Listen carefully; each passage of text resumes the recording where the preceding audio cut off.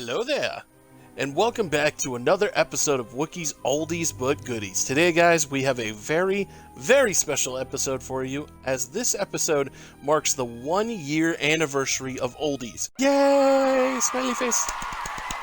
So, in commemoration of this historic event, I bring to you a review of the sequel to the game that launched this whole glorious series. Today, boys and girls, we take a look at Knights of the Old Republic 2. First big thing to talk about is that this game, unlike its predecessor, was actually not developed by BioWare. That's right, it was actually developed by the good old folks at Obsidian, which is still a pretty good choice, I would say. As much as I love BioWare, Obsidian is a more than suitable replacement, especially when you factor in their more recent releases like Fallout New Vegas and Outer Worlds, both of which were tremendous hits. Fallout New Vegas especially is lauded as the best Fallout in the history of the series, including Fallout 4 and Fallout 76. And let's see, they were actually recommended to LucasArts to do the game by BioWare themselves. This happened because BioWare found LucasArts' development schedule for the game to be too tight, which, yeah, we'll get into that later, and so they suggested Obsidian, as they had a good relationship with the studio and they were familiar with their past work. Development officially began in October of 2003. The first draft of the game was actually written prior to the release of the original game, which is kind of odd, if you think about it. Let's see, after which it saw many, many revisions and redrafts. Chris Avalon, I hope I'm pronouncing his name right, the writer and lead designer for the game, did a crapload of research in preparation to write the actual game itself. He tried to learn as much about the Star Wars universe as possible. He read countless books, modules, and graphic novels, so as to try and absorb as much info as he could and try and get it to look and sound right. They also relied on the original game as well as the original Star Wars films for inspiration. I've seen Star Wars a ton of times. I can only imagine how many times this guy watched the original trilogy to try and get this right. Let's see. Chris said that Obsidian recognized that one of the things that made the original great was its story and companions, so they tried to add more depth to those two areas. Coder 2 uses the same D20 system as the first game, but with a few changes. Most notably, the level cap was removed. If anyone doesn't know what a D20 system is, it's essentially like the go-to system, whether it be in video games or tabletop, for RPGs. Like if you've ever played Dungeons & Dragons, you'll be familiar with it. There's a ton of other video games that use it, like pretty much all modern RPGs use it. It's pretty much just like a randomized loot roll type of thing. It's nothing really too complex. The team stuck pretty strictly to the original design elements, as they didn't want to change anything that had already been proven successful, which was a good idea, I think. Instead, they looked for areas that could be improved and expanded upon in a way that retained the base style of Knights of the Old Republic. Obsidian put a ton of work into the game's graphics, including the appearance of non-player characters, which you can definitely tell when you play this game. Other technological improvements include the level sizes and the lightning and weather effects, again, which you can definitely see when you play this game, but in particular, you can definitely see it in the game's final level. Knights of the Old Republic 2's lead artist was Aaron Myers. He decided which people would join the art team after looking through tons and tons of applications, resumes, and demo reels. And he said that he was pleased with the number of people who wanted to work for Obsidian. I would love to work for Obsidian. That would be fantastic. Myers also unfortunately complained about the short development deadline that the team had to deal with. Obsidian COO Chris Parker said that the schedule set for the development team was extremely aggressive. Wow. Okay. Never a good terminology to use. And that the team felt a lot of pressure because they were making a sequel to the Game of the Year for 2003. You know what? I can definitely understand that. I would feel a ton of pressure with that too. Like, oh man, I'm trying to think of something to compare it to. That would be like main eventing WrestleMania and having it be lauded as like one of the greatest matches of all time, and then the next year you're main eventing WrestleMania again, and it's just like, oh, I gotta do it all over again. Gotta be as good as last year, or everybody's gonna hate me. For the music, the team decided that a symphony orchestra would work best, as they usually do for RPGs. The musical score was composed by Mark Grisky? I think it's Grisky. I can't tell if that's a V or a Y that I put down. Anyway, I'll just say it was composed by Mark Grisky, who developed music and themes for characters and places, including the Jedi's theme, Darth Sion's theme, and Darth Nihilus' theme, which both have many, many similarities with the Emperor's theme from Return of the Jedi, which is probably to be expected. He also created a theme for the main character, which is heard occasionally when he or she experiences internal conflict. Ooh. The 55-minute score was recorded by the Sinfonia Orchestra in Seattle. The opening crawl utilizes the version of John Williams' main Star Wars theme that was re-recorded for the prequel trilogy. Okay, cool. That's pretty cool. The team had it more than a little rough from the time that they started till pretty much the game's release, unfortunately. For starters, they had a development cycle of a measly 14 months, which is not a lot of time to develop a game. Not at all. We see how well it works with Call of Duty every year. Oh, sorry, Call of Duty fans. Then their 30 minutes at E3 was cut down to a mere 5. That's a kick to the nards. And to top all that off, none of the levels were ready to be shown, so they had to randomly pick 3 levels and work their butts off. The demo was finished mere days before the event. Man, these guys are miracle workers, I swear. Finally, the first trailer was unveiled in July, and the website launched in October. Whew, that's a lot. Despite the light side ending to the first game being considered the canon ending, somehow in 5 short years since those events, the Jedi have been almost entirely wiped out by mysterious and powerful new Sith Lords. The player character of the game, who is referred to as the Exile throughout the story, while the player character was trying to hide out on a Republic cruiser, they are sedated and captured by an assassin droid. The droid was looking to cash in on a bounty issued on live Jedi by the crime syndicate known as the Exchange. Thankfully, you're rescued by an older Jedi named Kira, with whom you form a force bond. You also meet up with the droid T3M4 and locate the Ebon Hawk, and the 3 of you hightail it out of the cruiser just before a squad of Sith assassins take over. Unfortunately, you weren't able to escape the cruiser's gunfire, and the Hawk is damaged.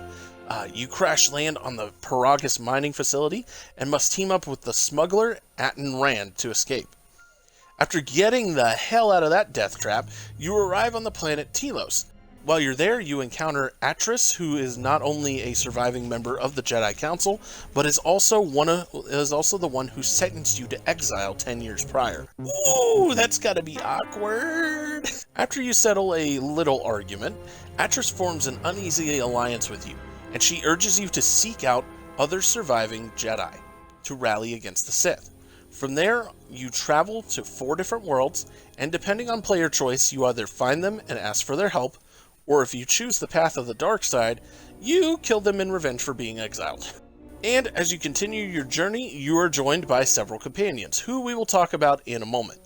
After finding all the Masters, you return to Dantooine, where you learn that an event from your past caused you to unconsciously give up your connection to the Force, which then became the teachings of the new Sith. From here, one of 2 major plot points happen, depending on your choices. If you aided the Jedi Masters, they prepare to strip you of your Force connection permanently. Gee, you're welcome for all the help, you dickbags. Kira then reveals herself to be the former leader of the Sith. Oh my god! And she then kills all of the Masters in retribution. Oh my god, you killed all the Jedi Masters! You bastard! And if you decided to kill all the Masters yourself, Kira attacks you and leaves. And yeah, she just attacks you and leaves. You then follow Kira to the planet Telos, where she plans to strengthen a massive wound in the Force. She then flees once more, this time to Malachor 5. Before pursuing her, you must stop a Sith invasion of Telos, and also defeat one of her former Sith apprentices and one of the most powerful Sith of all time, Darth Nihilus. Seriously, after watching this video, I suggest going and looking up Darth Nihilus and his story. It is one of the most fascinating ones in all of Star Wars lore. He apparently feeds on the Force itself, and at one point literally ate an entire planet. Like, literally ate an entire planet, like Galactus style. After you defeat Darth Nihilus, you head to Malachor, and you are separated from your friends and must fight through hordes of monsters. As if that wasn't enough, you must also fight through the residents of a freaking Sith Academy. After all that, you must then defeat yet another Sith Lord, the Star Wars zombie himself, Darth Sion. And once again, after this video, I suggest going and looking up Darth Sion and his story because it's fascinating. It's, depending on your point of view, it's equally as fascinating, if not more fascinating, than Darth Nihilus. I wasn't kidding when I said he was a Star Wars zombie. He literally is. The man has died countless times, suffered countless injuries, and is literally just holding his decaying body together with the Force, like his sheer force of will alone. He's constantly in pain, and it's just, oh man, it is a fascinating story and quite tragic, honestly, if you think about it. Finally, after beating him, you head for the planet's core to confront Darth Traya, formerly Kyra, and end this once and for all. And depending on your alignment, you earn one of two endings. Either the light side, which ends with you ordering the destruction of Malachor and traveling into the unknown regions of space in search of your former friend and master, Revan, or the dark side ending, which sees you staying on Malachor and ruling as the new Dark Lord of the Sith. The cast of characters for this game is pretty good. Like, not quite as good as the original game, but that crew was definitely hard to top. They had a freaking cat girl, for God's sakes. And this crew is still a very colorful cast. First is Kira, who acts as your Obi-Wan. There's pilot and former Sith assassin Atton Rand. The technician of the group, Bao Dur. The criminal/crime organization leader, the droid G0T0. Vizsla Marr, who is a former Sith apprentice and a member of a new extinct race. She is one of my favorite characters because she has a very interesting story.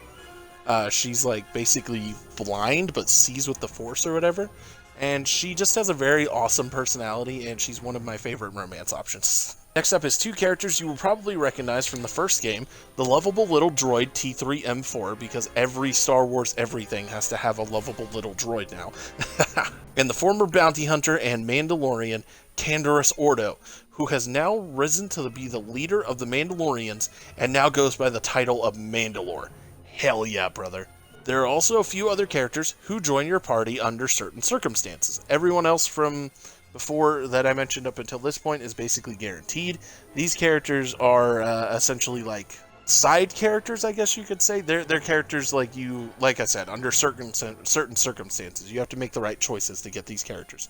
HK-47, who was in the first game and is also one of, if not my favorite characters in these games, I highly recommend getting him. He is so freaking funny. He's a super funny, homicidal assassin droid. Let's see. Then there are two bounty hunters, Mira and her Wookiee rival, Hanhar. Unfortunately, Mira only joins the light side characters, and Hanhar only joins the dark side ones. That, to me, is one of the few disappointments with this game, as obviously Wookiees are my favorite race in Star Wars, and in the last game we got to have a Wookiee travel around with us. You know, I'm not the Wookiee Sith, so every time I play these games, I prefer to play the light side, slash Jedi side. Thus, I've never gotten to get Hanhar. Sad face. Final people who join you are either Michael the Disciple, if your character is a female, or Brianna the Handmaiden, if you're a male. They both have similar personalities and play similar roles, both essentially joining the party to serve as a Jedi apprentice, and the first person in your party other than you to become a Force user. They also have a sweet quarterstaff you can take from them. Let's see, I personally like to play as a male character, not only because I'm a male, but I like the female companions a lot better, and a few of them are romance options. As I said, there's the former Sith apprentice from before, and there is Brianna the Handmaiden. And with this being an early 2000s game, you can only romance females as a male, and vice versa, at least to my knowledge. That's what I remember from when I played before and everything. If I'm wrong, somebody correct me in the comments, basically. This is, of course, a science fiction style RPG. With this game being developed by BioWare's best friends, Obsidian, and with them basing a lot of this sequel game to what was developed in the original game, a lot of comparisons could be drawn between this game and Dragon Age Origins. And I believe the comparison is warranted, but not a bad thing by any means.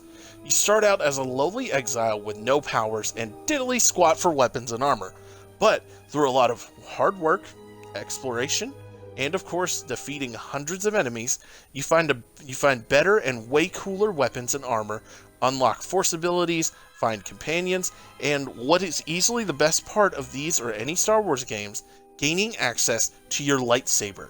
Now, with this being an older style game, you of course don't get to customize it like you would say in Fallen Order, but they make up for it by giving the sabers minor customization, including getting to decide on the color, as long as you find the proper crystal, and getting to, if you have the knowledge, travel to various areas and gain access to lightsabers and vibroblades that are legendarily famous and were owned by former Sith Lords.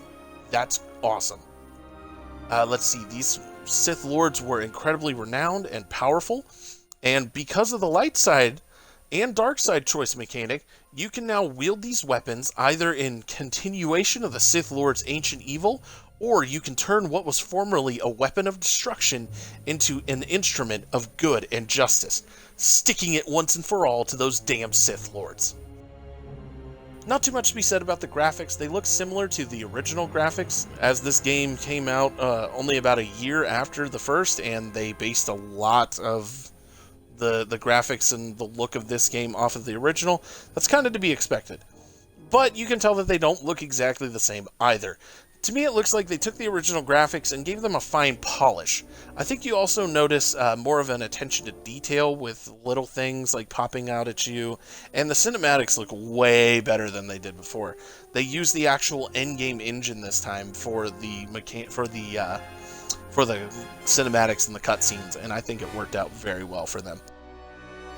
The controls feel good and smooth, baby. They're as good, if not better, than the original, with all the same functions. A to do pretty much anything, the sticks to move yourself, and the camera, so on and so forth. I do want to give extra praise to the controls, because they made this game truly a joy to play. And one thing that truly stands out about them and makes them unique is that this game has like basically this bar that's always over in like the bottom left-hand corner of your screen, and it allows you to like kind of cycle through your inventory, cycle through your attacks, and various things like that. Basically, when you're not in battle, it lets you cycle through your inventory to like select things at will and everything like that. And then when you are in battle, it lets you cycle through your attacks and actually what's the proper word? Like stack attacks. Like basically you can like select critical strike and then rapid strike and then like throw grenade and then this and then this and then this, and it will literally just compile this all into a list, and your character will do those attacks in that order, and I just think it's really cool. The audio for this game is somehow even better than the original. Let's see, and there are a few areas that the effects for this game really shine. The first is the effects in the background noise for the various planets, especially when you get to like Malachor, or there's at least one jungle planet I remember, and it's like the sounds of like the storms overhead, the sounds of the various beasts running around in the forest and everything. Like it's amazing. It's truly amazing. The final area that this game excels in with its sound effects is the lightsabers. Now, to any avid Star Wars fan, this won't come as a surprise, honestly, because no matter the media, whether it be movies or games, the lightsabers always have fantastic sound. They're always the freaking highlight. But I feel that this game is truly one of the ones that stands out. Again, likely due to the fact that they based it on like the original game, so they probably ripped a lot of the sound effects from like the original one, and then just like a lot like they did with the graphics, like just put a fine polish on it and cleaned it up. They just sound so good. From the moment you draw your blade to the moment it clashes with another saber, it just sounds so clean and just so good. It's once again that time. It's time for Personal Connection! Okay, I'll stop now. My connection with this game starts all the way back in, I believe, either 2009 or 2010. It was the same year I bought my original Xbox 360 console. One of the first features I found out about for the 360 was its backwards compatibility. I quickly hopped onto eBay and purchased a few games, two of which were Coder and Coder. Well, that's the abbreviation for Knights of the Old Republic. And this game, Knights of the Old Republic 2.